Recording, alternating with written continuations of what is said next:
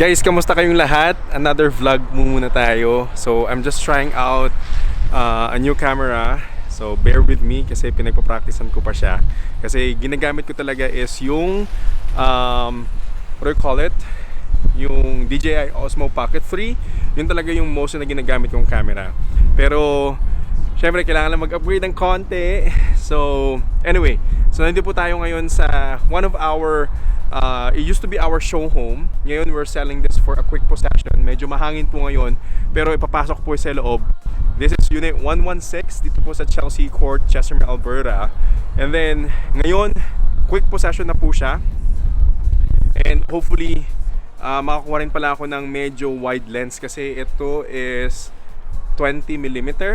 So kailangan ko pa ng medyo wider kasi kailangan habaan ko pa yung kamay ko eh. But anyway, going back po tayo sa tour natin. So pagpasok po natin ng pinto right here. So syempre adjust natin yung aperture, 'di ba? Kasi galing tayo sa labas. So pinag-aaralan ko pa talaga siya.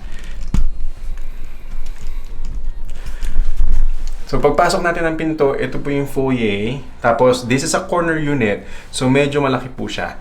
So corner unit always tends to have more windows. So this will be the main foyer. Ganyan yung sapatos natin. May bintana dito. On this side, meron pong door. This will be your garage. Right here. So ito po yung whole garage. From there until on the other end. And then, you notice, meron pong window coverings. Kasama po yung window coverings sa buong bahay. And then, as I mentioned earlier, this is a previous show home. And now, this is a quick possession one. So, there's a lot of upgrades on this unit, guys. So, yung railing, yung carpet is an upgrade. Tapos, again, ang daming bintana. Tapos, naka-spindle railing siya, guys. Tapos, nandito, pagpasok natin, this will be your closet. Right here. Tapos, nandito po yung washroom. Actually, harap ko na lang kayo ng ganito. Nandito yung washroom niya, may bintana. Tapos, half bath. Tapos guys, this particular unit po is, meron siyang semi-built-in appliances. So, meaning naka-built-in na yung mga appliances niya. Just like this one. This one is a gas stove. Naka-built-in na siya dito sa quartz countertop. And then chimney hood fan. Tapos built-in na rin po yung microwave and yung oven. So nandiyan po sa side na yan. Tapos fridge. Tapos on the plumbing fixture, we are only using Moen brand lang po. And kung ma-notice nyo, lahat po ng fixtures or plumbing fixtures and then hardwares, everything po is blacked out. So pati yung mga hinges, color black din po siya. So, ngayon, as I mentioned earlier, nilipat na po kasi namin yung showhome namin dun sa may side ng road, sa may Merganser Drive. So, katabi na po siya nung actual showhome namin. So, we have two showhome, corner unit and an inner unit para po mas ma-visualize nyo kung ano ba yung difference ng laki ng inner unit compared to a corner unit. Right? So, going back dito sa property feature, meron po siyang Peninsula Island right here. Tapos, nandito yung upgraded din po yung mga light fixtures natin. Just like that one. Pakita ko po sa inyo. Right there. Tapos, meron din po tayong fireplace right here. Tapos, meron po tayong feature wall. Dito po ilalagay yung TV. Just in case. Tapos, on this one, again, makikita natin ang daming bintana. Because again, this is a corner unit. And then, yung mga curtains na to, hindi na siya tinanggal kasi kasama na rin po to sa sale. Even the zebra blinds. Tapos, this particular unit, meron po siyang gas line to deck. So, in case na, obviously, summertime, mahilig tayo mag-barbecue, right? Hindi nyo na po kailangang bumili ng gasol or ng propane tank. It's ready to go. Connected na po siya dun sa gas. So, that's all good to go. Anyhow, ano ba i-explain natin dito pretty much? It's pretty much, that's about it. Let's go upstairs, guys. So, as I mentioned earlier, makikita po natin, lahat po is spindle railing. Upgrade po to. And then, this one as well is an upgrade. Again, yung carpet po natin is an upgrade as well. Grabe, nakakangalay pala yung ganitong malaking camera, guys. Whew! So anyway, another window po ulit. Medyo mainit ngayon. Tapos, we are at the upper floor. If you notice, this will be the hallway right here. And then, we have your full bathroom or shared bathroom, black accent feature, tapos yung mga light fixture as well is already upgraded.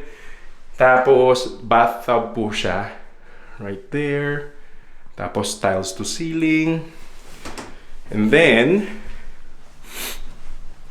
meron po tayong closet right here. So that's a closet. And then washer and dryer dito po located sa upper level. So mas convenient siya.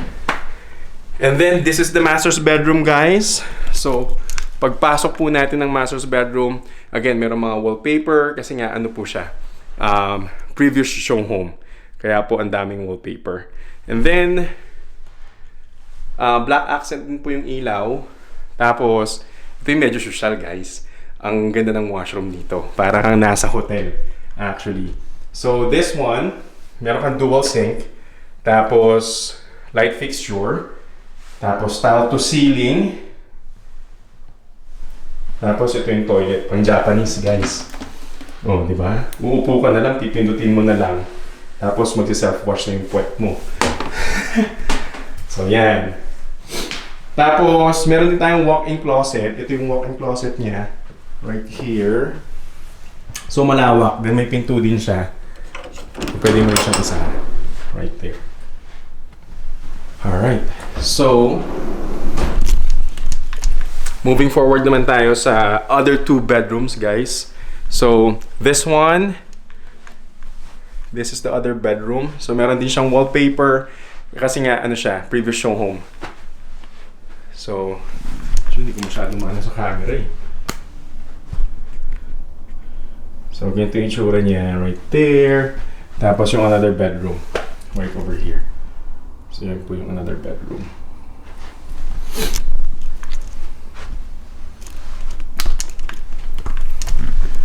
So guys, yun lang yung tour and subok dito sa camera na to kasi nangangapa pa ako dito sa camera.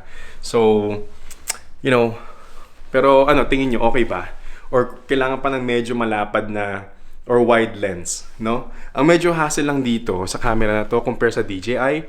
Yung DJI kasi, hindi mo na kailangang i-adjust yung light or yung ISO or whatever, right? This one, kailangan mo pang i-adjust. Kapag masyadong maliwanag, yan, ganyan. So, kailangan mong i-adjust. Kung gusto mo masyadong maliwanag o madilim yung pasok ng ilaw sa lens. So, medyo matrabaho ng konti. Pero, I think it will work.